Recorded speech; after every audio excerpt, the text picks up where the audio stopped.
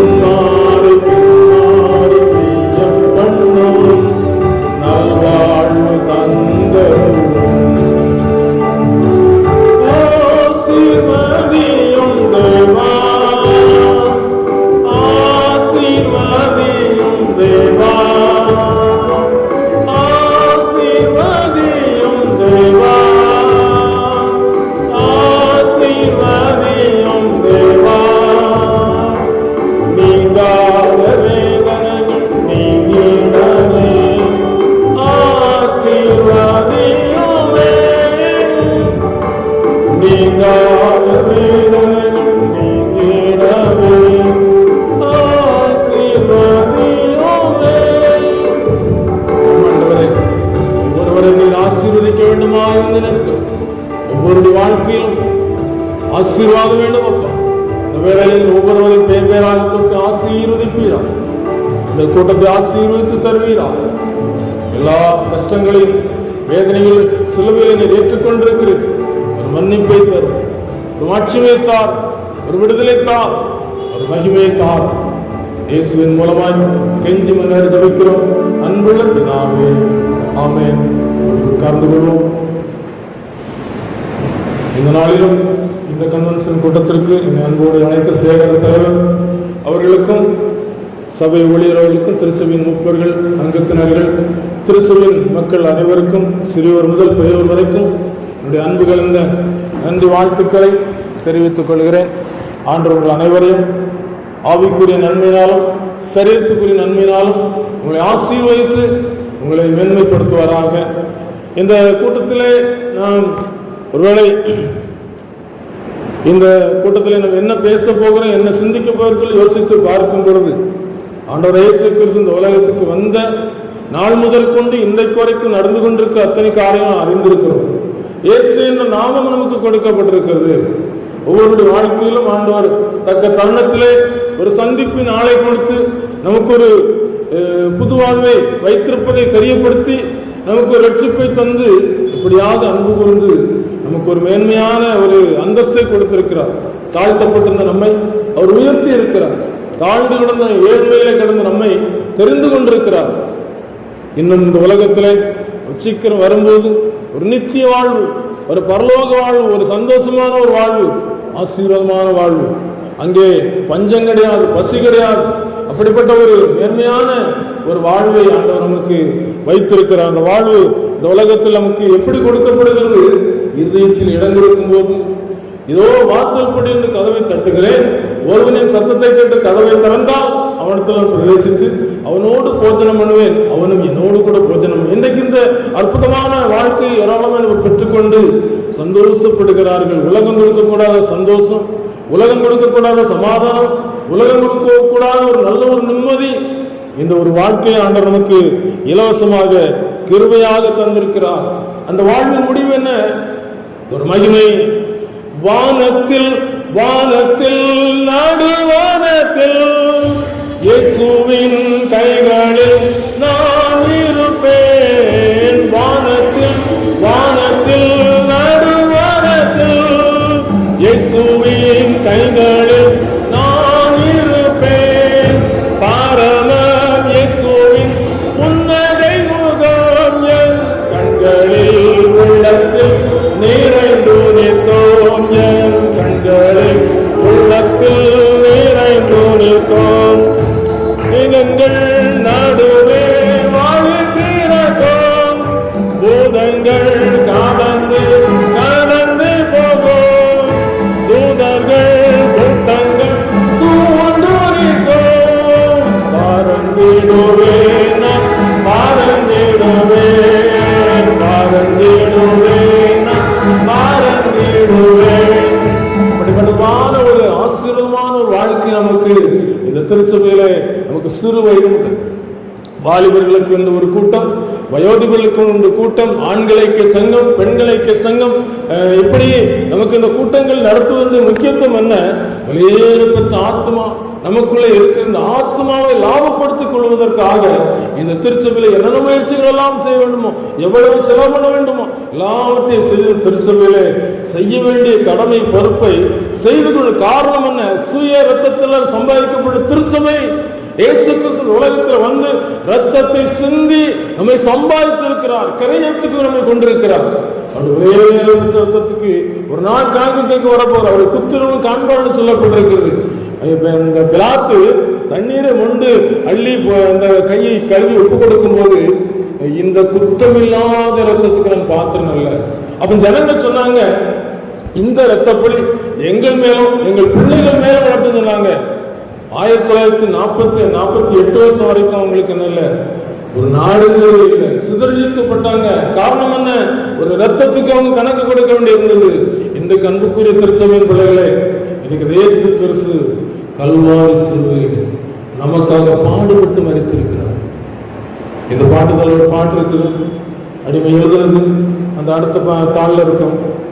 கல்வாரி மலையதனிலே என்ற ஒரு பாடல். கல்வாரி மலைதனிலே சிலுவை மரத்தினிலே, கல்வாரி மலைதனிலே சிலுவை மரத்தினிலே, 3 அணிகளில் பாதகன் போல தூங்கினாரே. 3 அணிகளில் பாதகன் போல தூங்கினாரே. ஏனப்படி தூங்கினார், என்ன தப்பிடம் செய்தார்? ஏனப்படி தூங்கினார், என்ன தப்பிடம் செய்தார்? ஒரு பாவம் செய்யவில்லை, நமக்காக ஒப்புவித்தார். ஒரு பாவம் செய்யவில்லை, நமக்காக ஒப்புவித்தார். கல்வாரி மலைதனிலே சிலுவை மரத்தினிலே, கல்வாரி மலைதனிலே சிலுவை மரத்தினிலே, 3 அணிகளில் பாதகன் போல தூங்கினாரே. 3 அணிகளில் பாதகன் போல தூங்கினாரே.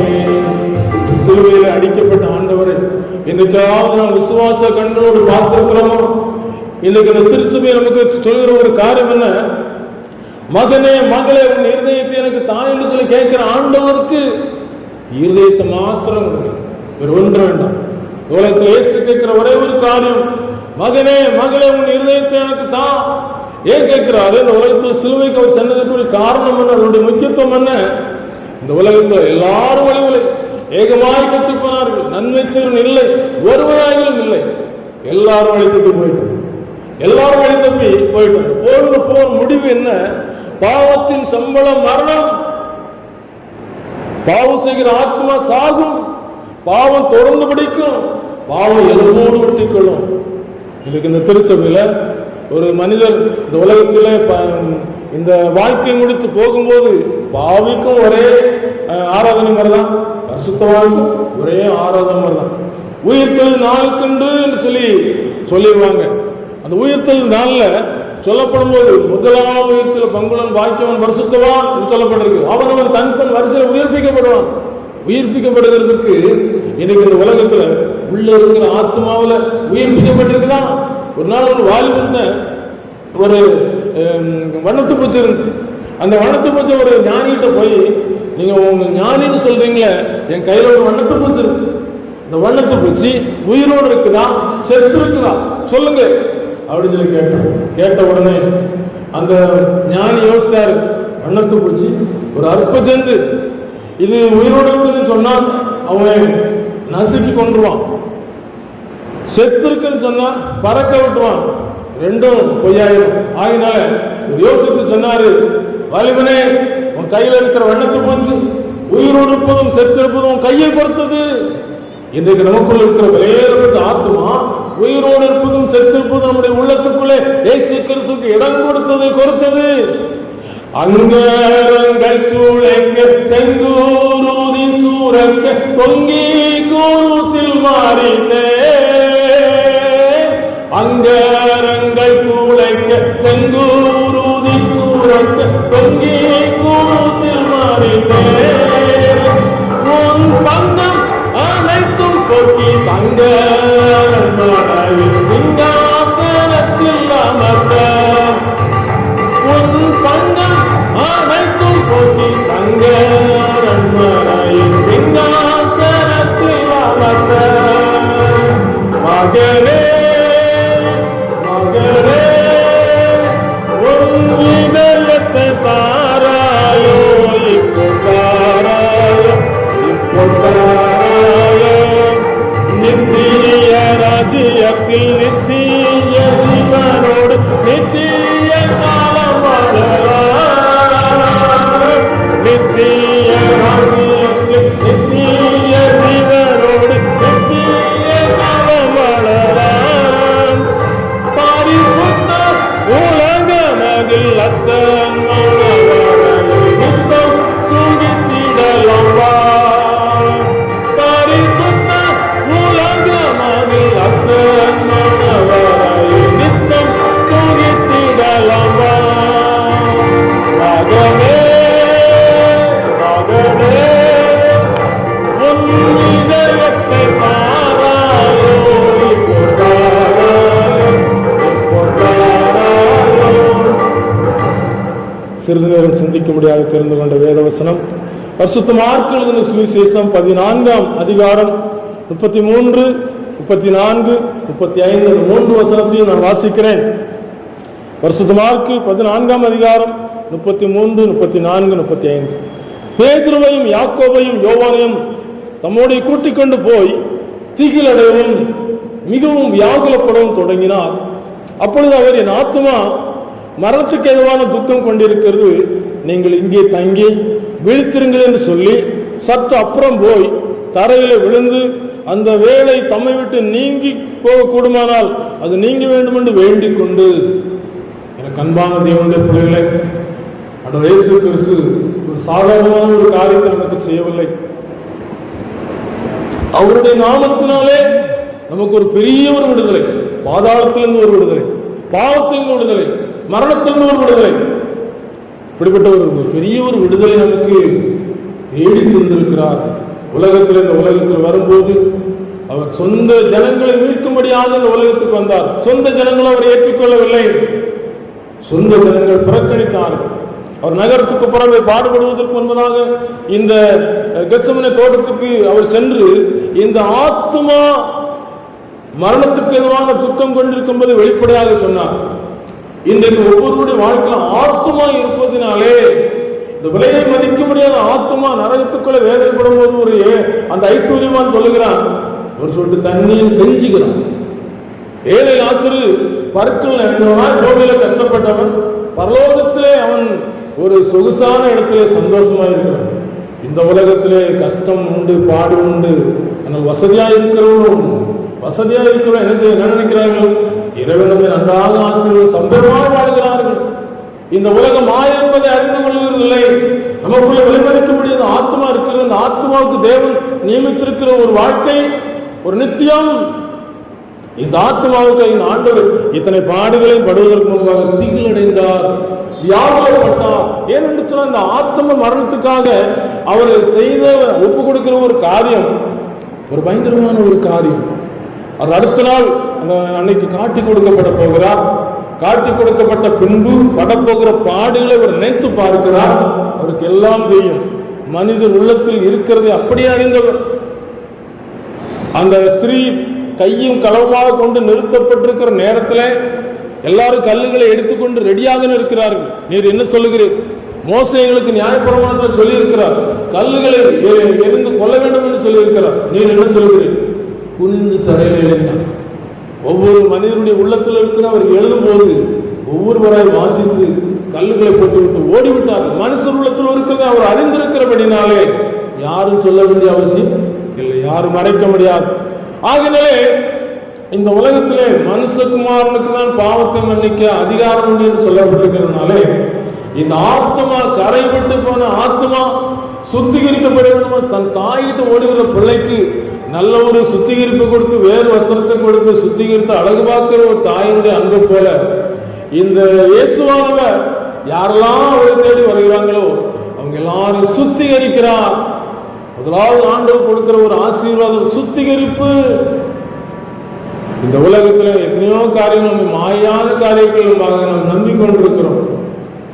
அப்படி நம்பிக்கொண்டிருக்கிற இந்த உலகத்துல ஏராளமான வசதியானவங்க என்ன செய்யறாங்க தெரியுமா? மரண நதி வேகமாய் நம் நடுவில் ஓடுதே, ஐயோ மானிடர்கள் யாவரையும் வாரிக்கொள்ளுதே. மரண நதி வேகமாய் நம் நடுவில் ஓடுதே, ஐயோ மானிடர்கள் யாவரையும் வாரிக்கொள்ளுதே. மாட மாளிகை கூட கவனம் எல்லாம் போச்சுதே, மாட மாளிகை கூட கவனம் எல்லாம் போச்சுதே. ஐயோ மாயம் உடம்பு மண்ணில் போல் புகுந்து கொள்ளுதே, ஐயோ மாயம் உடம்பு மண்ணில் போல் புகுந்து கொள்ளுதே. சோக்கு நட சொகுசு நட எல்லாம் போச்சுதே, சோக்கு நட சொகுசு நட எல்லாம் போச்சுதே. ஐயோ சொகுசுள்ளோடு சுடுகாடு உண்டு போகுதே, ஐயோ சொகுசுள்ளோடு சுடுகாடு உண்டு போகுதே. மிகப்பெரிய ஒரு லதா மங்கேஷ்கர் பிரபலமான பாடை பெரிய மாளிகையில் இருந்துட்டு வியாதிப்பட்ட பிறகு யோசிக்க ஆரம்பிச்சாங்க, இந்த உலகத்தோடு நான் போக போறேன். யோசித்து கடைசியில் அவங்க சொன்னது எங்க பேப்பர்ல இருந்துச்சு, ஒரு 5 அடி இடம் தான் எனக்கு இந்த உலகத்தில், வேற இடம் கிடையாதுன்னு சொல்லிட்டு கண்கலங்கி வருத்தத்தோடு சொல்லியிருக்கிறாங்க. ஆனா நமக்கு அப்படி இல்லை. மரணமே உன் கூறங்க, பாதாளமே உன் ஜெயமங்க என்று சொல்லி கேட்ட இயேசுவானவர் நமக்கு ஒரு நல்ல ஒரு நம்பிக்கையை தந்திருக்கிறார். கிறிஸ்து எனக்கு ஜீவன், சாமி எனக்கு ஆதாயம் என்று சொல்லி அப்போஸ்தலனாகிய பவுல் சொன்ன அதே வார்த்தையின் மூலமாக நமக்கு ஒரு நம்பிக்கையை தந்திருக்கிறார். ஏசாயா தீர்க்கதரிசியின் ஆகமத்தில் ஒரு காரியம் சொல்லப்பட்டிருக்கிறது. ஏசாயா 53ஆம் அதிகாரம் 12ஆம் வசனம் சொல்லப்பட்டிருக்கிறது. அவர் தம்முடைய ஆத்மாவை மரணத்தில் ஊற்றி அக்கிரமக்காரர்கள் ஒருவராக எண்ணப்பட்டு அநேகருடைய பாவத்தை தாமே சுமந்து அக்கிரமக்காரருக்காக வேண்டிக் கொண்டப்பட்ட நிமித்தம் அநேகர் அவருக்கு பங்காக கொடுப்பேன். பலவான்களை அவர் தமக்கு கொள்ளையாக பங்கிட்டுக் கொள்வார். ஆத்மாவை மரணத்தில் ஊற்றிவிட்டார். அவருடைய ஆத்மாவை மரணத்தில் ஊற்றும் போதுதான் அவர் திகிலடைந்தார், அவர் வியாகுலப்பட்டார்.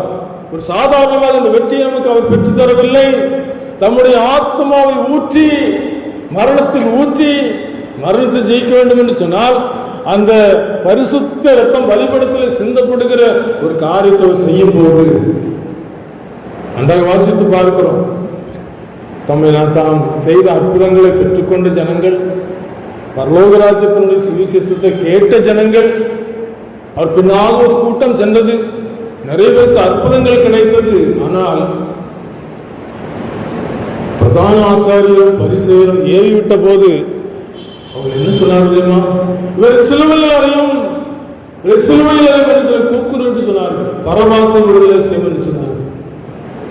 அப்படி நடந்து விட்டது. நடந்த பிறகு நடந்த காரியம் என்ன தெரியுமா? அவரை பிலாத்துவிடத்தில் கொண்டு போனார்கள். பிலாத்துவிடத்தில் கொண்டு போய் ஒப்பு கொடுக்கும் போது அவர் விசாரித்து பார்க்கிறார். அண்ணாக்காய் போக்கும்போது விசாரிக்கப்படும் போது அவர்கள் கேட்கிறார்கள், நீ சோற்றுவிக்கப்பட்ட கிறிஸ்துவா, அதை எங்களுக்கு சொல்லு என்று சொல்லும்போது, இது முதல் மனுஷகுமாரத்திலிருந்து பரலோகத்துக்கு தேவதூதர்கள் ஏறுவதும் இறங்குவதுமாக இருப்பார்கள் சொன்ன. இனி நமக்கு என்ன சாட்சி வேண்டும் என்று சொல்லி அவர்கள் கொலை செய்வதற்கு பொய் சாட்சிகளை கொண்டு வந்து நிறுத்த, தேவாலயத்தை இழுத்து 3 நாளிலே கட்டுவேன் என்று சொல்லி இருக்கிறார். இப்படி பொய் சாட்சிகளை கொண்டு வந்து நிறுத்தி அங்கே ஒப்பு கொடுக்கிறார். அன்று இந்த கெத்செமனே தோட்டத்தில் திகிலோடு கூட ஒரு வியாகுலத்தோடு கூட ஒப்பு கொடுக்கிறார்.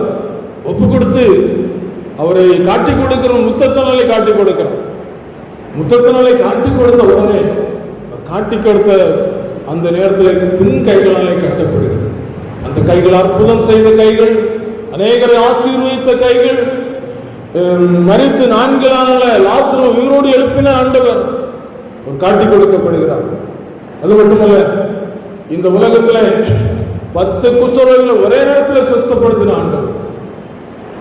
அவருடைய வல்லமை இன்றைக்கும் மாறாத வல்லமையாக இருக்கிறது.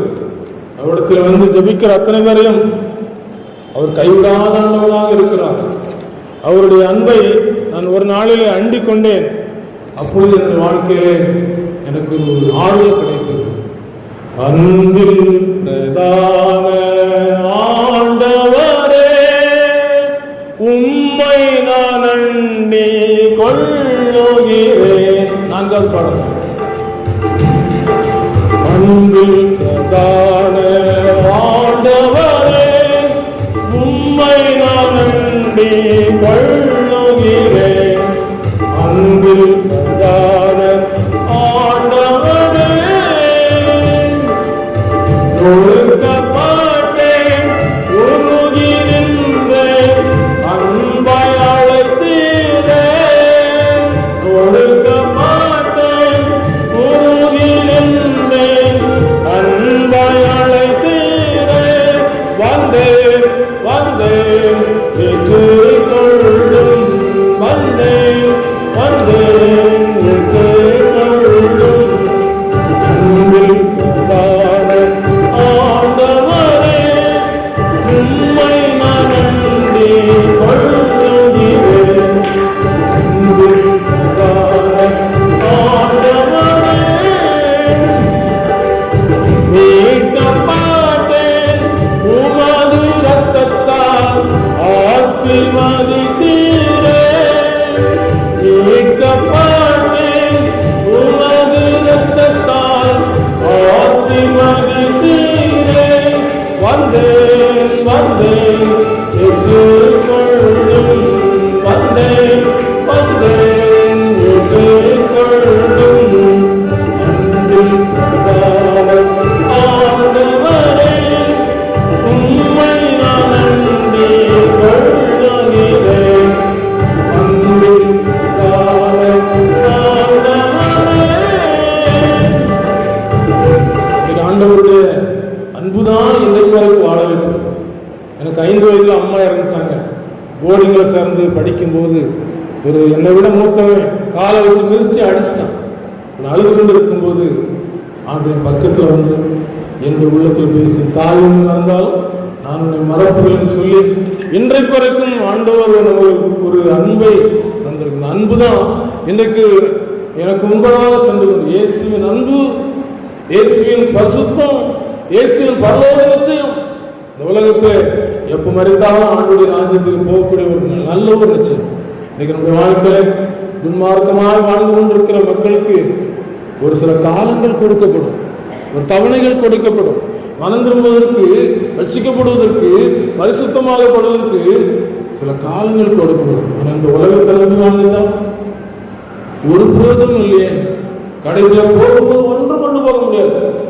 யோபு சொல்றாரு, நான் ஒன்றும் கொண்டு வரல, ஆனால் என் மீட்பர் உயிரோடு இருக்கிறார் என்றும் அவர் பூமியின் மேல் கடைசி நாள் நிற்பார் அறிந்திருக்கிறேன். அந்நிய கண்கள் அல்ல, இந்த தோல் முதலானவர்கள் அழிந்து போன பின்பு என் கண்களில் நான் அவரை பார்ப்பேன்.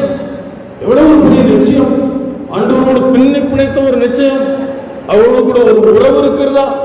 ஒரு நாள் ஒரு நல்ல ஊழியம் செய்த ஒரு மனிதர், அவர் வயதாகிவிட்டது, கொஞ்சம் பலவீனமாகிவிட்டார்.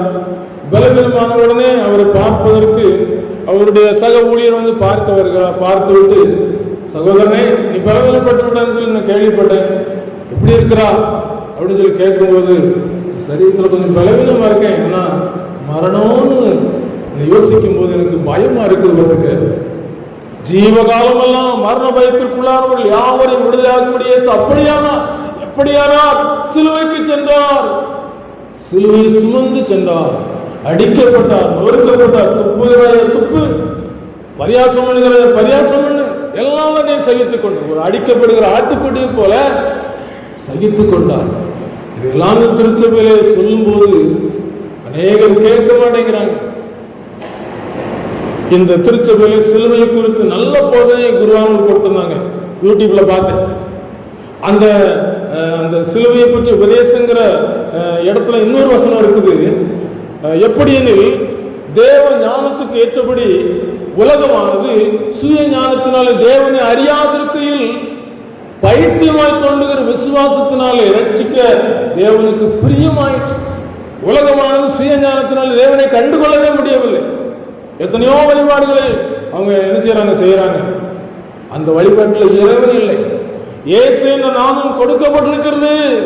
இந்த இயேசு என்ற நாமத்தை இந்த திருச்சபையில நாம் கேட்டு கேட்டு அவருடைய இரத்தத்தினாலே கழுவப்படுகிற ஒரு பாக்கியம் கொடுக்கப்பட்டிருக்கிறது. இயேசுவின் நாமம் பரிசுத்த நாமம், பாடுபட்டு மீட்பை பெற்று தந்த நாமம். இயேசுவின் நாமம் பரிசுத்த நாமம், பாடுபட்டு மீட்பை பெற்று கொண்ட நாமம். நான்காம் பாடம். இயேசுவின் நாமம் பரிசுத்த நாமம், பாடுபட்டு மீட்பை பெற்று தந்த நாமம். இயேசுவின் நாமம் பரிசுத்த நாமம், பாடுபட்டு மீட்பை பெற்று தந்த நாமம். இயேசுவின் நாமம் பரிசுத்த நாமம், பாடுபட்டு மீட்பை பெற்று தந்த நாமம். அல்லேலூயா பாடி போற்றுகின்றோம் நாமம். இயேசுவின் நாமம் இணையில்லா நாமம். அல்லேலூயா பாடி போற்றுகின்றோம் நாமம். இயேசுவின் நாமம் இணையில்லா நாமம். அல்லேலூயா பாடி போற்றுகின்றோம் நாமம். இயேசுவின் நாமம் இணையில்லா நாமம். அல்லேலூயா பாடி போற்றுகின்றோம் நாமம். இயேசுவின் நாமம் இணையில்லா நாமம். இந்த மனிதரை பார்க்க வந்திருக்கிறார். இவர் மரண பயமா இருக்குன்னு சொன்னவனே, மரணம்னா பயமா இருக்குன்னு சொன்னவனே யோசித்து பார்த்து, ஏன்பா அந்த சரித்திரம் இருக்கும்போது நமக்குள்ள ஒரு புது கிரியைகள் உண்டாயிக்கலாம். ஏசுரம் பாவத்தை மன்னிச்சவர் பரிசுத்தாவை தந்திருக்கிறாரு. இந்த பரிசுத்தாவின் மூலமாக பரிசுத்தமாக்கப்பட்டிருக்கிறோம். இந்த பரிசுத்தமாக்கப்பட்டவங்களுக்கு பரலோகத்தில் நிச்சயம் இடம் இல்லை. இந்த திருச்சபையில எத்தனையோ பேர் தான் இருக்கிறாங்க. ஒரு நாள் ஒரு காட்டுக்குள்ள ஒரு மனிதன் போனான். இந்த சம்பவம் எப்படி இருக்கட்டும், காட்டுக்குள்ள பேசும்போது திடீரென்று ஒரு சிங்கம் வந்து விட்டது. உடனே வேகமா ஒரு மரத்துல ஏறலாம். மரத்துல ஏறி தப்பிச்சுட்டோன்னு நினைக்கிறாங்க. மேலே பார்க்குற ஒரு பாம்பு வருது. ஐயோ இங்கே வந்தா இது அதுக்கு அடுத்த தொல்லலாம்னு சொல்லி பாம்புக்கு தப்புறக்கு வழி பார்க்குறான். தண்ணி பார்க்குறான், தண்ணிக்குள்ள குதிச்சாச்சுன்னா நீந்தி தப்பிச்சிடலான்னு பார்க்கலாம். அங்கே முதல்ல வாய் பிளந்துக்கிட்டு இருக்கு. இன்னைக்கு ஆவி ஆத்மா சரீரம் என்று சொல்லப்படும் 3 தன்மைகளோடு இந்த உலகத்தில் காணப்படுகிறோம். முதலாவது நம்ம இழக்க போகிறது சரீரம். ஆனா ஆவி நமக்குள்ள இருந்து மனசாட்சின்னு சொல்லப்படுகிற ஒரு உணர்வை அது கொடுத்து கொண்டே இருக்கிறது. இந்த உணர்வின் மூலமாக யாரெல்லாம் பரிசுத்தத்துக்கு ஆலோசனை கொடுக்கிற இயேசுக்கு இடம் கொடுக்கிறாங்களோ அவங்களுக்கெல்லாம் ஒரு மீட்பு. அதனால்தான் கர்த்தரால் மீட்கப்பட்டவர்கள் ஆனந்த களிப்புடன் பாடி சீயோனுக்கு வருவார்கள். நித்திய மகிழ்ச்சி அவர்கள் தலையின் மேல் இருக்கும். சந்தோஷம் மகிழ்ச்சியும் அடைவார்கள். சஞ்சலம் தவிப்பும் ஓடிப்போம். சஞ்சலம் தவிப்பு இருக்கவே செய்யாது. ஒரு சந்தோஷம். ஏன்னு இயேசுவினை ரத்தத்தை கொடுத்து மீட்டு கொண்டார். எனக்கு ஒரு ஆடு கரையத்துக்கு வாங்கி கச்சாப்பு கடைக்கு போகுது. அங்கே கச்சாப்பு கடையில் இருக்கும்போது உள்ள ஒரு ஆடு இருக்கும்போது இதுக்கு தன்னால கைகாலம் அதுக்கு ஒரு கரையத்தை கொடுத்து மீட்டு கொண்டாச்சுன்னா அந்த தப்பிச்சுக்கலாம். அப்படித்தான் இயேசு நமக்கு கரையம் கொடுத்து மீட்டு கொண்டார். இந்த காட்டுக்குள்ள போன மனிதனுக்கு ஒரு மீட்பு எப்படி வந்தது? அங்கே வந்த அந்த காட்டு இலாக்கா அதிகாரிகள் ஒரு துப்பாக்கி வச்சு ஒரு சூடு சுட்டவனுக்கு சிங்கம் ஓடிட்டு வேகமாக கீழே நினைச்சாரு, தப்பிச்சாரு. கர்நாடகத்தில் ஒரு காட்சியை பார்த்தேன். ஒரு மான் தண்ணிக்குள்ள முதலிட்டு மாட்டி தப்பிச்சு வெளியே வந்தா சிங்கத்துக்கிட்ட எப்படி தப்பிக்கிறது அப்படின்னு சொல்லி பார்க்கும்போது கொம்பை வச்சு முட்டி தள்ளுறதுக்கு போகுது. சிங்கம் ஓடிட்டு பிசாசுக்கு எதிர்த்து நிலங்களை அவன் உங்களை விட்டு ஓடி போவான்னு சொல்லப்படும். பிசாசுக்கு எப்படி எதிர்க்கிறது? சண்டை போட முடியுமா? முழங்கால் தான். ஒரு பாவி முழங்கால் போடும்போது அவன் நடுங்குவான். முழங்கால் போட்டாச்சுன்னா பிசாசு நடுங்குவான். எத்தனை பேர் முழங்கால் போடாமல் இருக்கிறோம்? முழங்கால் போட்டு ஆண்டவரிடத்துல ஆவியானுடைய நிறைவை பெற்றுக் கொள்ளணும். ஆண்டவரிடத்துல காத்திருந்து இந்த நிறைவேற்றிக்கணும். என்னுடைய வாழ்க்கையில மனம் திரும்பின பிறகு, ரட்சிக்கப்பட்ட பிறகு ஒரே ஒரு காரியம், சிலுவை நோக்கி பார்க்கிறதா. உலகமானது சுயஞானத்தினால் தேவனை அறியாதிருக்கையில் பைத்தியமாய் தோன்றுகிற பிரசங்கத்தின் மூலமாக விசுவாசிகளை ரட்சிக்க பிரியமாயிற்று. இந்த பிரசங்கம் எதுக்கு? விசுவாசத்துல ஊன்ற கட்டி நமக்குள்ளே ஒரு ஆத்மா பலத்தை கொடுப்பதற்காக. இந்த ஆத்ம பலத்தை பெற்றுக்கொண்ட பிறகு அந்த ஆத்மாவுக்குள்ள பரிசுத்தாவியான வாசம் பண்ணி நமக்கு ஒரு நித்தியத்தை குறித்து எப்போதும் காண்பித்துக் கொண்டிருக்கிறார்.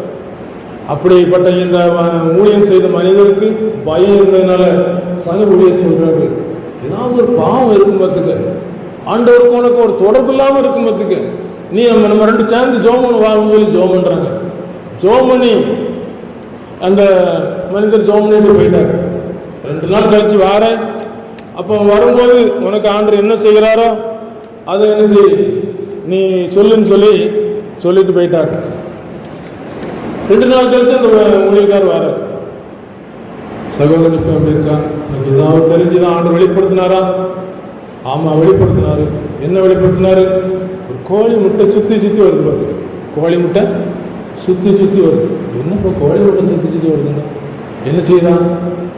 சில வருஷத்துக்கு முந்தி வயல்ல சரியான விளைச்சல்னா பக்கத்து தோட்டக்காரன் சொன்னான், இப்படி செய்தாச்சுன்னா விளைச்சல் நல்லா இருக்குன்னு சொன்னான். நீங்க ஒண்ணுங்க என்கிட்ட காசு கொடுங்க, நான் செய்கிறேன்னு சொன்னான். கொடுத்தேன், செய்துட்டேன். இன்னைக்கு அது எனக்கு பயமா இருக்குப்பா.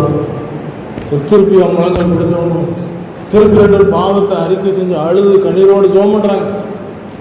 எந்த பாவியும் புறம்பே தள்ளாத ஆண்டவர், எந்த பாவியாயினாம்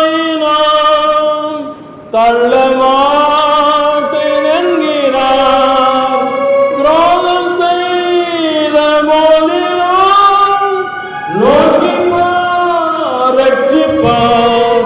நோக்கி பார்த்தாங்க. நோக்கி பார்த்த உடனே ஆண்டு மன்னிச்சு திருப்பி 2 நாள் கழிச்சு அந்த ஊழியக்கார் வர, இப்ப எப்படி இருக்காப்பா, முகம் பிரகாசமா இருக்குது, முகத்துல பயம் இல்லையே, என்ன நடந்துச்சு?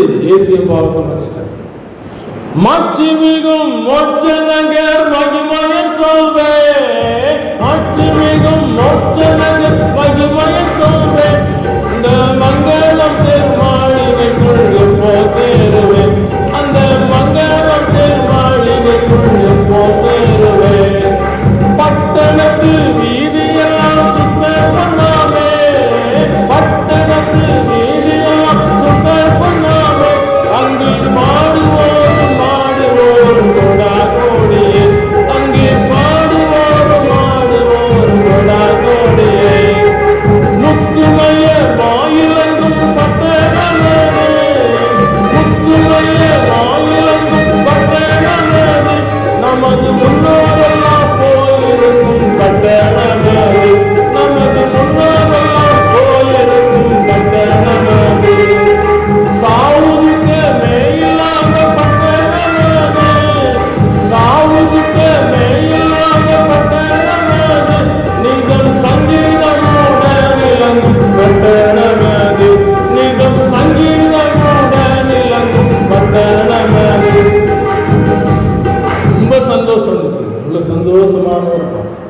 பரலோகம் சொந்தமானது போல இருக்கலாம்.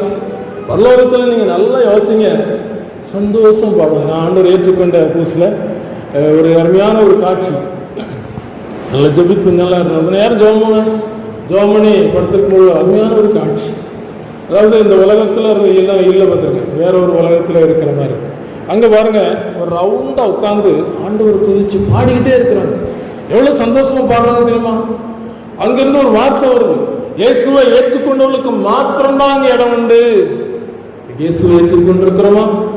கழுத்தளவு தண்ணிக்குள்ளே இருந்து தாகம் என்று சொல்லி நம்ம மறிப்பது ஒரு அறிவீனமான ஒரு செயல். இன்னைக்கு நமக்கு திருச்சபையில் ஏராளமான போதனைகள், இயேசுவை ஏற்றுக்கொள் என்று சொல்லி ஏராளமான போதனைகள். இதுவரைக்கும் இயேசுவை ஏற்றுக்கொள்ளணும். யோசித்து பார்ப்போம், ஏன் ஏற்றுக்கொள்ளல? என் இதயத்துக்குள்ள இயேசுவை ஏன் ஏற்றுக்கொள்ளல? நல்ல செய்தி இயேசுவை நோக்கி ரட்சிப்பார், நம்பி வந்து அவரை நோக்கி ரட்சிப்பார்.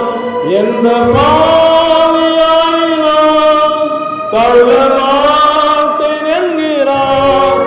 துரோகம் செய்த போதிலும் நோக்கி ரட்சிப்பார். என்னை நோக்கி பாருங்கள். இந்த விசுவாசம் ரட்சிக்கப்பட்டார், சந்தோஷம் அடைந்தார். அந்த கூட்டமாவது பாடுறாங்க பார்த்தீங்க, இயேசுவை ஏற்றுக்கொண்டவர்களுக்கு மாத்திரம்தான் இடம் உண்டு. நான் எங்கள் குழுவில் வர்ற ஒரு மூத்த ஐயாட்ட கேட்டேன், போய் ஒரு காட்சி கண்டன. ஆண்டவர் ஏற்றுக்கொண்ட பிறகு நமக்கு முதல் இடத்த ஆண்டவர் வச்சிருக்கிறதுக்கு ஒரு நல்ல இடத்த ஆயத்தம் கொண்டு இருக்கிறார். அவருடைய சமூகத்தில் போய் இழப்பாதற்கு நமக்கு ஒரு காலம் கொடுக்கப்படும். அது வரைக்கும் நம்ம நினைச்ச போறோம், சாட்சி சொல்ல போகிறோம், ஆண்டவரை அநேகருக்கு அறிவிக்க போகிறோம். என்னை குறித்து நீங்க யோசிச்சு பார்ப்பீங்கன்னா, ஒரு கதவுக்கு பின்னால போய் உட்கார்ந்து ஒளிச்சுக்கிடக்கூடிய ஒரு ஆளு 1981 வருடம் வாலிப மீட்டிங் போயிருக்கும்போது ஒரு ஊழியர் வந்து சொன்னாரு, இத்தனாவது வரிசையில இத்தனாவது ஆளு ஆண்டு ஊழியக்காரன் அழைத்த பிறகு சும்மா இருக்க விடல, சாட்சி சொல்ல வைத்தார். சொந்த ஊர்ல கிறிஸ்டியா நகரத்துல சாட்சி சொல்லும் போது எனக்கு சந்தோஷம் அதிகமாச்சு. அப்பொழுது ரொம்ப துதிச்சு கொண்டே இருப்பேன், துதித்து சோத்திரித்து கொண்டே இருப்பேன், அல்லையே சொல்லிக் கொண்டே இருப்பேன். இன்னைக்கு அப்படித்தான், எப்பவுமே ஒரு துதிப்பது எனக்கு சந்தோஷம். இந்த உலகத்தினுடைய பாடுகள், வருத்தங்கள், கஷ்டங்கள் எதுவுமே உள்ள வரவே செய்யும். கடல்ல கப்பல் போயிட்டு இருக்கும், கப்பலுக்குள்ள தண்ணி அடிச்சாது வரவே வராது. கப்பலுக்குள்ள தண்ணி வந்துட்டுன்னா ஆபத்து. இன்னைக்கு உலகத்துக்குள்ள பாவம் நிறைந்த உலகத்துக்குள்ள வாழ்ந்து கொண்டிருக்கிறோம். ஆனா பாவம் நினைச்சதுக்குள்ள வராது. காரணம் என்ன? ஆவியானவர். பஸ் போயிட்டு இருக்குது, பிளேன் போயிட்டு இருக்குது, ட்ரெயின் போயிட்டு இருக்குது. ஒரு ரெட் லைட் எரியும் போது உடனே அப்ப ஏதோ ஒரு காரியத்துக்கு வண்டி பிரேக் போடுது. இந்த ஆவியானவர் வேலை அது. பாவத்தை குறித்தும் நீதியை குறித்தும் நியாய தீர்ப்பை குறித்தும் கண்டித்து உணர்த்துகிறோம். சிலுவை பாடுகளை உணர்த்துகிறோம். இயேசு கிறிஸ்து உனக்காக பெண்களால் கட்டப்பட்டாருப்பா, அவர் 6 நாள் அடிக்கப்பட்டாரு, அண்ணா காய் போகும்போது கொண்டு போகப்பட்டாரு, அவரை யூதாஸ் காரியத்தை காட்டி கொடுத்தான், பேதுரு கூட இருந்தான். அதனால சாட்சியாக சொல்ல முடியல, மறுதலித்து போனா. பரிசுத்தாவி பெற்றுக்கொண்ட பிறகு நீங்கள் கொலை செய்த இயேசுவை தேவன் உயிர்ப்பித்தார் சொல்லிட்டான். அவ்வளவு பேருடைய மனசும் இணைஞ்சிட்டு உடைக்கப்பட்டு 5000 பேர் 3000 பேர் மனம் திரும்பி ஆண்டவர் பக்கமாக திரும்பினாங்க. இது ரெண்டு வாழ்க்கையில் அப்படி நடக்குதா? இயேசு கிறிஸ்துவுக்குள்ள நம்ம ஆத்மா வருதா? ஆத்மா நம்ம ஆண்டவருக்குள்ள வந்துட்டுனா எப்படி இருக்கு தெரியுமா? ஒரு பாடல், 8வது பாடல், கர்த்தரன் மேய்ப்பராய் இருக்கின்றாரே தாழ்ச்சியடைகிலனே, அவர் என்னை புல்லுள்ள இடங்களில் மேய்த்து அமர்ந்த தண்ணீரண்டை நடத்துகின்றார். என் உள்ளம் பொங்குதே, என் உள்ளம் பொங்குதே, என் உள்ளம் பொங்கி பொங்கி பொங்கி பொங்கி வழியுதே, என் உள்ளம் பொங்குதே, என் உள்ளம் பொங்குதே, என் உள்ளம் பொங்கி பொங்கி பொங்கி பொங்கி வழியுதே. கர்த்தரும் ஆத்துமாவை தேற்றுகின்றார், நீதி வழியில் நடத்துகின்றார். மரண இருளின் பள்ளத்தாக்கிலே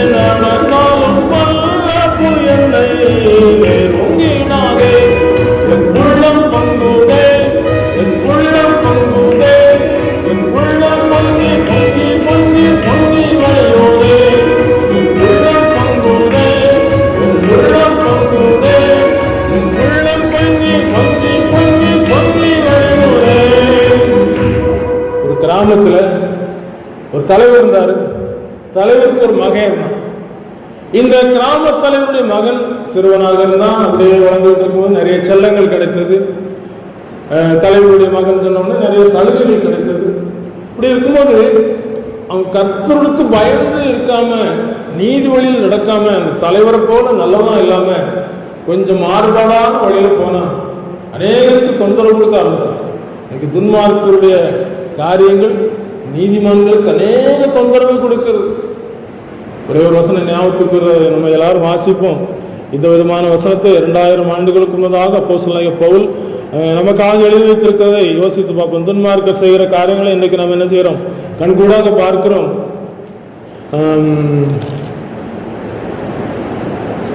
1 தெசலோனிக்கேயர் 2ஆம் அதிகாரம் 16ஆம் வசனத்தை நீங்க யாராவது வாசிங்க. 2 ட்ரிப் வாசிக்கணும். 1 தெசலோனிக்கேயர் 3ஆம் அதிகாரம் 16ஆம் வசனம். புறஜாதியார் ரட்சிக்கப்படுவதற்கு நாங்கள் அவர்களோடு பேசாதபடிக்கு தடை பண்ணுகிறார்கள். இவ்விதமாய் எக்காலத்திலும் தங்கள் பாவங்களை நிறைவாக்குகிறார்கள். அவர்கள் மேல் கோபாக்கினை பூரணமாய் வந்திருக்கிறது. சற்று சிந்திக்க முடியாது. இன்னொரு வாசிப்போம். புறஜாதியார் ரட்சிக்கப்படுவதற்கு நாங்கள் அவர்களோடு பேசாதபடிக்கு தடை பண்ணுகிறார்கள். இவ்விதமாய் எக்காலத்திலும் தங்கள் பாவங்களை நிறைவாக்குகிறார்கள். அவர்கள் மேல் கோபாக்கினை பூரணமாய் வந்திருக்கிறது. வீட்டுக்குள்ள ஜபக்கூடம் நடத்துறோம். ஜபம் பண்ணக்கூடாது. யாரை கேட்டு ஜபம் பண்றீங்க? நீங்க நடக்கிறதுல அந்த காலத்துல இருந்தது.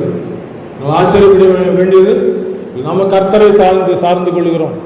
போக்கிரிகள் புரளிக்காரர் போயொளி பாரே, போக்கிரிகள் புரளிக்காரர் போயொளி பாரே, தீக்கிரையாவதை எண்ணி தீயங்கி அழுவாரே, தீக்கிரையாவதை எண்ணி தீயங்கி அழுவாரே, கல்குடிய காமவரிய கலங்கி அழுவார், கல்குடிய காமவரிய கலங்கி அழுவார், காலாகாலத்தில் மறந்து கத்தி நகருவார், காலாகாலத்தில் மறந்து கத்தி நகருவார்.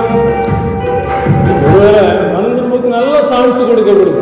தேசத்துல இயேசு என்ற நாமத்தை நீங்க விசுவாசிங்க, உங்களுக்கு சந்தோஷம் கிடைக்கும், உங்களுக்கு சமாதானம் கிடைக்கும். இயேசு நிம்மதி தருகிறார். யாரும் ஏற்றுக்கொள்றதுக்கு முடியல. உலகத்துல அவங்க காலம் முடியும் போது ரம்யான பாட்டியம்மா வாலி வயதில் இருக்கும்போது ஒரு ஊழியக்காரர் போய் சொல்லி, பாட்டியம்மா உலகம் நமக்கு சொந்தம் இல்ல, ஒரு நாள் டாட்டா போட்டு போனோம், கைவிடும், இயேசு ஏற்றுக்கொள்ளுங்க.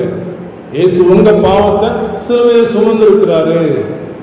அவர்கிட்ட நீங்க போய், இயேசுவே பாவம் செஞ்சிருக்கு, பாவத்தை மன்னிங்கன்னு சொல்லி கேளுங்க. மன்னிப்பார், பரிசுத்தமாக்குவார், மோட்ச வாழ்வு தருவார்.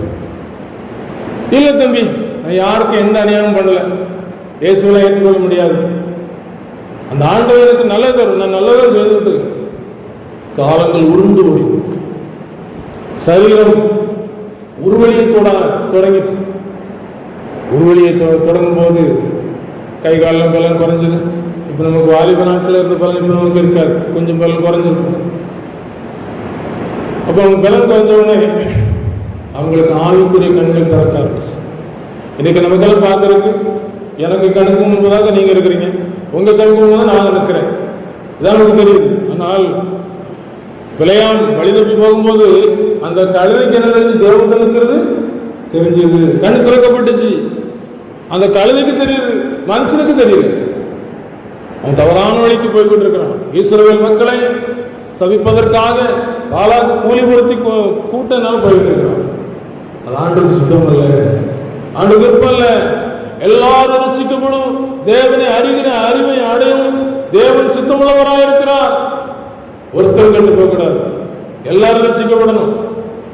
பாவம் மன்னிப்பின் நிச்சயத்தை பெற்றுக்கொள்ள வேண்டும். பரலோகத்தில் ஓரிடம் நீ பெற வேண்டும். பாவம் மன்னிப்பின் நிச்சயத்தை பெற்றுக்கொள்ள வேண்டும். பரலோகத்தில் ஓரிடம் நீ பெற வேண்டும். இயேசு தருகிறார், என்று தருகிறார். இயேசு தருகிறார், என்று தருகிறார். அதற்காகத்தான் சிலுவையிலே ரத்தம் சிந்திவிட்டார். அதற்காகத்தான் சிலுவையிலே ரத்தம் சிந்திவிட்டார். பாவம் மன்னிப்பின் நிச்சயத்தை பெற்றுக்கொள்ள வேண்டும். பரலோகத்தில் ஓரிடம் நீ பெற வேண்டும். நம்முடைய குடியிருப்பா பரலோகத்தில் இருக்கிறது. அங்கிருந்து கர்த்தராய கிறிஸ்து ரட்சகர் வர எதிர்பார்த்து கொண்டிருக்கு. பாட்டு என்னாக்கு வயசான ஆவிக்குரிய கண் தெரிஞ்சு நம்ம எங்க ஐக்கியம் வச்சிருக்கிறோமோ அந்த ஐக்கியம் தான் கடைசியில் வந்து நிற்கும். நம்ம பலனா இருக்கும்போது தெரியாது. பலத்தின் மிகுதியில பாவம் சிம்சோனை போல வழி விலகி சிங்கத்தை கொல்றதுக்கு பலம் இருந்தாலும் வழி மாறி போகக்கூடிய காரியம் கடைசியில தான் தெரியும், முடிவுல தான் தெரியும். உலகத்தினுடைய முடிவு எப்படி? மகிமையை காண்பதற்காக இயேசு இந்த உலகத்தில் மகிமையை விட்டு மாட்சிமையை விட்டு அந்த பூமிக்கு வந்து நமக்காக சிலுவையிலே தங்கினார். அன்று இயேசு சொல்லும் போது மனுஷகுமாரன் தாம் முன்னிருந்த இடத்துக்கு காண்பீர்களே ஆகில் எப்படி இருக்கும்? கோதுமையான களஞ்சியத்தில் சேர்த்து வைக்கப்படும் பதர்களோ அக்னியால் சுட்டு இருப்பதில் கட்டுகளா கட்டப்படும். அக்னி கடல் சொல்லப்பட்டிருக்கு, பாதாளம் சொல்லப்பட்டிருக்கு. இதெல்லாம் இந்த காலத்தில் அதிகம் சந்திக்கும். இப்படிப்பட்ட வேதனையிலிருந்து மீட்பதற்காக இயேசு கல்வாரி சிலுவைக்கு சென்றார். கிரீடம் தாங்கி நீர் எனக்காக உணவெல்லாம் அடிபட்டி எனக்காக. கிரீடம் தாங்கி நீர் எனக்காக உடம்பெல்லாம் அடிபட்டி எனக்காக. சிலுவையும் சுமந்தி எனக்காக ஜீவனையும் கொடுத்தீர் எனக்காக. இயேசு நேசிக்கின்றார், இயேசு நேசிக்கின்றார், இயேசு நேசிக்கின்றார். ரத்தத்தை சிந்தினீர் எனக்காக, சொல்லிய வார்த்தைகள் எனக்காக. ரத்தத்தை சிந்தினீர் எனக்காக, சொல்லிய வார்த்தைகள் எனக்காக. ரட்சிப்பை தாண்டி பரிசுத்தமாகிட ஒப்பு கொடுத்தி எனக்காக. ஒப்பு கொடுக்க வேண்டும். பலாகாலத்தில் ஒப்பு கொடுக்காவிட்டால் கல்குடியர் காவலியர் கலங்கிடுவார் என்று சொன்னது போல உலகத்தில் ஒரு நாள் இந்த பாட்டியம்மாவுக்கு வயதாயிட்டு அவங்க யாரு கூட ஐக்கியம் வச்சிருந்தாங்க. அந்த ஐக்கியம் வந்து நிற்குது. பயமுறுத்துறக்காக சொல்ல, ஐயோ யாரெல்லாம் வந்திருக்கிறாங்களே, என்னை கெட்டி கொண்டு போறதுக்கு வந்திருக்காங்களே, கயிறுலாம் கொண்டு வந்திருக்கிறாங்களே, யாருக்கு என்ன அநியாயம் செய்வேன்? ஒருத்தருக்கும் என்னை காப்பாத்துறதுக்கு சத்தம் கேட்கலையா? ஊர்ல ஒருத்தர் இல்லையா? ஒருத்தரும் வர முடியும். ஏன்னு சொன்னா ஆத்மா பிரிந்து போகும்போது எந்த ஐக்கியத்தோட வச்சிருக்கோம் அந்த ஐக்கியம் கூட வரும். துன்மார்க்கரோட ஐக்கியம் வச்சிருந்தா அந்த ஐக்கியம் தான் வரும். இயேசுவோட ஐக்கியம் வச்சிருந்தா பரலோகத்துல தூதர்கள் வருவாங்க. அருமையான வாலிபத்தங்கச்சி வாலிபனாட்கள் அவங்க ஏற்றுக்கொண்டாங்க, ஒப்பு கொடுத்திருந்தாங்க. அவங்களுக்கு ஒரு வயிற்றுல ஒரு கட்டி வந்து பலவீனப்பட்டு வேலூர் ஆபரேஷன் பண்ணி இனி ஊர் படைக்க முடியாதுன்னு சொல்லி ஊர் கொண்டு வர்ற வழியில நாசரத்து லூக்கா ஆஸ்பத்திரியில் வச்சிருந்தாங்க. ஊழியக்காரங்க போய் பார்த்து தங்கச்சி தோத்துறோம் எப்படி இருக்கா, ஆபரேஷன் பண்ணாங்க, மருத்துவர் இப்படி சொல்லிதான் அனுப்பியிருக்காங்க. ஆனா நான் பயப்படல. என் கால் மாட்டிலையும் தலைக்கு மாட்டிலையும் தேய்ந்து வந்திருக்கிறாங்க, நலைத்து போடுவோம். இவங்க சொல்றாங்க யாரெல்லாம் வந்திருக்கிறாங்க, கயிறுகளை கொண்டு கட்டி கொண்டு போய் வந்திருக்கிறாங்க. இவங்க சொல்றாங்க தேவன் வந்திருக்கிறாங்க. கோடாமொழி தூதரவரோடு வருவார், கோடாமொழி தூதரவரோடு வருவார், பூகோளம் நடுங்கிடுமே, வானலோகம் கழித்திடுமே. பூகோளம் நடுங்கிடுமே, வானலோகம் கழித்திடுமே. இயேசுவுக்காய் எல்லா பாடும் இங்கு சகித்த, இயேசுவுக்காய் எல்லா பாடும் இங்கு சகித்த சுத்த பரிசுத்தரெல்லாம் துள்ளி சாடி பாடுவார். சுத்த பரிசுத்தரெல்லாம் துள்ளி சாடி பாடுவார்.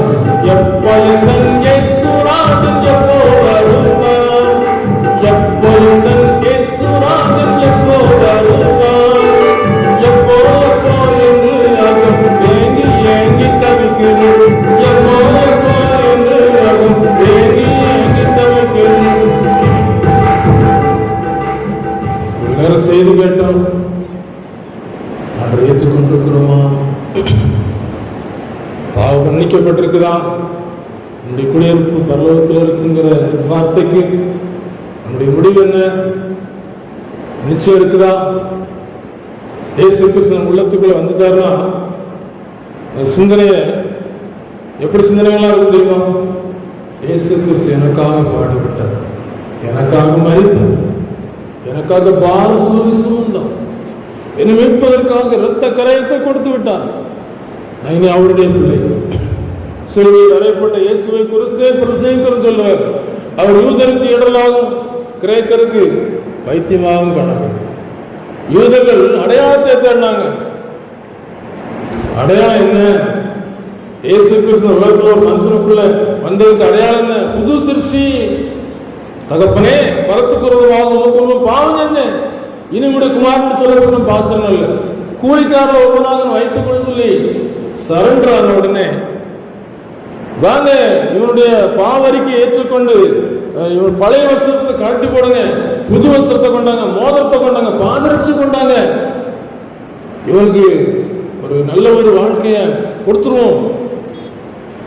விருந்து, ஒரு சந்தோஷம், பெரிய சந்தோஷம். சந்தோஷத்துக்குள்ள பிரவேசிக்கிறதுக்கு ஏன் தயக்கம் காட்டுறோம்? நித்திய சந்தோஷம், நித்திய பேரின்பம், நித்திய மகிழ்ச்சி. ஒன்றே ஒன்று செய்யணும், இயேசுவை ஏற்றுக்கொள்ளணும், இயேசுக்கு இடம் கொடுக்கணும். இயேசுக்கு இடம் கொடுத்தா இன்னைக்கு இடம் கொடுக்கும்போது இப்போ பைபிள் என்ன சொல்லப்பட்ட மனம் திருப்புகிற ஒரே மாநிலம் பரலோகத்தில் மிகுந்த சந்தோஷம் உண்டாயிருக்கும். அங்க பரலோகத்தில் இருக்க தூதர்கள் மத்தியில் சந்தோஷம் உண்டாயிருக்கும். அது மட்டுமல்ல, பூமியில ஆண்டவரை துதித்து சோத்தரித்து அவரை அறிவிக்கிற ஒரு கூட்டத்துக்கு கணக்கு எடுக்கப்படும். தேவதூதர்கள் கணக்கு எடுத்துக்கிட்டு இருப்பாங்க. யாரெல்லாம் ஆண்டவரை பத்தி அறிவிக்கிறா, யாரெல்லாம் ஜெபம் பண்றா, எல்லா கணக்கும் எடுக்கப்படும். ஒரு நாள் கணக்கு கொடுக்க போகும்போது உத்தமமும் உண்மை உள்ள ஊழியக்காரனே என்று சொல்லி ஆண்டவரை ஆசீர்வதிக்கிற ஒரு கூட்டத்துக்கு நேராக அவர் அழைத்து போகிறதுக்கு அவர் ஆயத்தமுள்ளவராக இந்த உலகத்திலே கணக்கு எடுத்துக் கொண்டிருக்கிறார். 2 நாளாகமும் 16ஆம் அதிகாரம் 9ஆம் வசனம் சொல்லப்பட்டிருக்குது. தம்மை பற்றி உத்தம இருதயத்தோடு இருக்கிறவர்களுக்கு தம்முடைய வல்லமையை விளங்க பண்ணும்படி கர்த்தருடைய கண்கள் பூமி எங்கும் உலாவி கொண்டிருக்கு. அப்படி வல்லமையை காண்பிப்பார். இந்த உலகத்திலே நமக்கு ஒரு வல்லமையை ஆண்டு தந்திருக்கிறார். என்ன வல்லமை? அவருடைய பிள்ளைகள் இந்த உலகத்தில் அத்தனை காரியங்களுக்காக ஜெபிக்கும் போது நடக்கும். சீசர்கள் சுவிசேஷத்தை அனுப்பப்பட்டாங்க. அனுப்பப்பட்டு செய்யும்போது ஆண்டவரே நாமத்தை சொல்ல பிசாசு நடுங்குது. ஆண்டு சொல்றாரு, பிசாசு நடுங்கிறதுக்கு நீங்க என்ன செய்யணும்? சந்தோஷப்பட வேண்டாம். உங்க பெயர்கள் பரலோகத்தில் எழுதப்பட்டிருக்கா, ஜீவ புஸ்தகத்தில் எழுதப்பட்டிருக்கா, அதுக்காக நீங்க சந்தோஷப்படுங்க. சொல்லுவோமா? நான்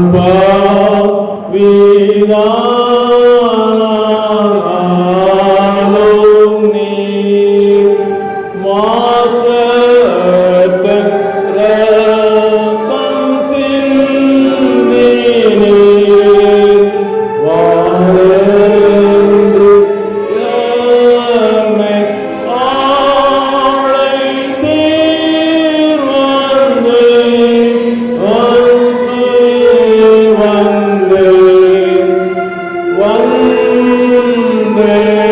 பாவிதான் இளையகுமாரனை போல இந்த இடத்துல போய் பாவிதான் நான் இருக்கிறேன், ஏற்றுக்கொள்ளும் என்று சொல்லும்போது ஏற்றுக்கொள்கிறார். ஒரு பெரிய ஒரு சந்தோஷம். அந்த சந்தோஷத்தை தருவதற்காக இயேசு சிலுவைக்கு சொன்னார். சிலுவை நோக்கி பார்ப்போமா? ஆண்டோடைய சமூகத்தில் அவருடைய இருதயத்தை ஒப்புக் கொடுப்போமா? ஆண்டவருக்காக ஒப்புக் கொடுத்திருக்கிறார். ஆத்ம துக்கம் கொண்டிருக்கிறது, மரணத்துக்கு எதுவான துக்கம் கொண்டிருக்கிறது. ஆத்மாவை மரணத்தில் ஊற்றி இருக்கிறார். ஆத்ம வருத்தத்தின் பலனை காண்பதற்காக இந்த ஆவியானவர் நம்ம மத்தியில் இருக்கிறார். ஜெபிப்போமா?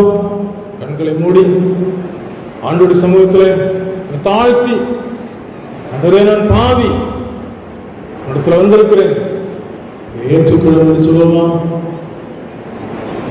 அடுத்து வருகிற ஒரு பாவி புறமை தழுவுதல் என்று சொல்லியிருக்கிறார். இயேசு கிறிஸ்து இன்றைக்கு உங்கள் பெயரை ஜீவசுக்கு எழுதுவதற்கு ஆயத்தமுள்ளவராக இருக்கிறார். ஒன்றே ஒன்று செய்ய வேண்டும், சிலுவை நோக்கி பாருங்கள். சிலுவையில் இயேசு கிறிஸ்துவுக்காகப்பட்ட பாடுகளை யோசித்து பாருங்கள். மரணமே உன் போறீங்க, பாதாளமே உன் ஜெயமங்க என்று சொல்லி கேட்ட ஆண்டவருடைய சத்தம் எதுவரைக்கும் துணிக்குமோ தெரியாது. அது மட்டுமல்ல, தேவனுடைய ராஜ்யத்தினுடைய மகிமை பூமிக்கு வரும்போது கொடாபடி தூதர்கள் வருவார்கள். இயேசுக்காக இந்த உலகத்தில் பாடுபட்டவர்கள் அவரோடு கூட எடுத்துக் கொள்ளப்படுவார்கள். நினையாத நேரத்தில் வருவேன் என்று சொல்லியிருக்கிறார். இனி வரும்போது திரும்பவும் பாவத்தை மன்னிப்பதற்கு மீட்கும் வரலாறு வர மாட்டார். இனி மகிமை உள்ளவராய் சிங்காசனத்தில் வீற்றிருக்கிறவராய், வலது பக்கத்தில் ஒரு கூட்டம், இடது பக்கத்தில் ஒரு கூட்டம். எந்த கூட்டத்திலும் நிற்போம்?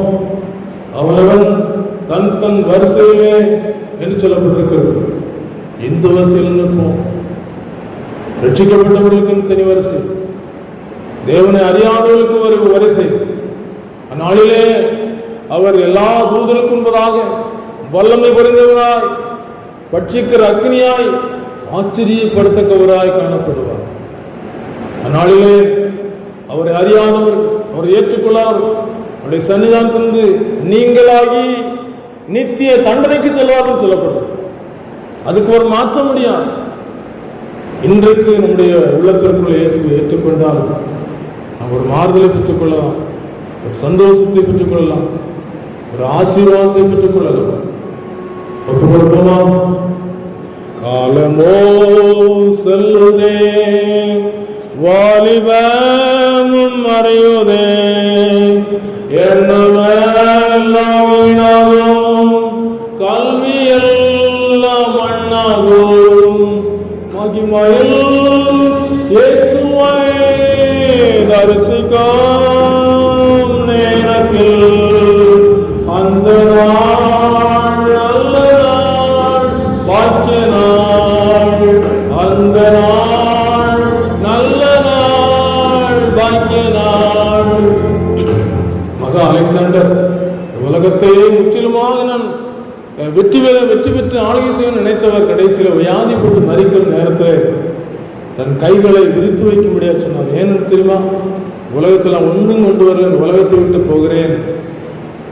உலகத்தின் மாந்தரே கலங்காது வாருமே, இயேசுவை அண்டினான் கிளேசங்கள் மாறிப்போம், மகிமையில் இயேசுவை தரிசிக்கும் நேரத்தில் அந்த நாள் நல்ல நாள், பாக்கிய நாள், அந்த நாள் நல்ல நாள், பாக்கிய நாள். இருதயத்தை மாத்திரம் கேட்கிறேன். மகனே மகளே, இருதயத்தை மாத்திரம் எனக்கு திறந்துத்தான். உள்ளே இருந்து உன்னுடைய பாவங்கள், உன்னுடைய குற்றங்கள் எல்லாவற்றையும் நான் ஏற்றுக்கொண்டிருக்கிறேன். சிலுவை நோக்கிப்பார். இயேசுவே, பாவத்தை மன்னியும், எனக்காக நீர் வாரினால் அடிக்கப்பட்டீரப்பா, எனக்காக குத்தப்பட்டீரே, முழுந்திடம் தாங்கினீரே, என்னை மன்னியும் என்று சொல்லுமா? மன்னிப்பு தந்தால் அதற்கு ஒப்பானது ஒன்றுமே இல்லை. நீங்கள் பரிசுத்தமுள்ள ஆண்டவரே, இந்த இரவு கன்வென்ஷன் கூட்டத்தில் எங்களோடு கூட நீங்கள் இடைப்பட்டதற்காக நன்றி செலுத்துகிறோம். கூடிய உங்கள் மக்களுக்காக ஒலிபெருக்கி மூலமாக கேட்ட மக்களுக்காக, எல்லாருடைய ஆத்மாவும் உடைய பரிசுத்த இரத்தத்தினால் கழுவப்படுவதற்காக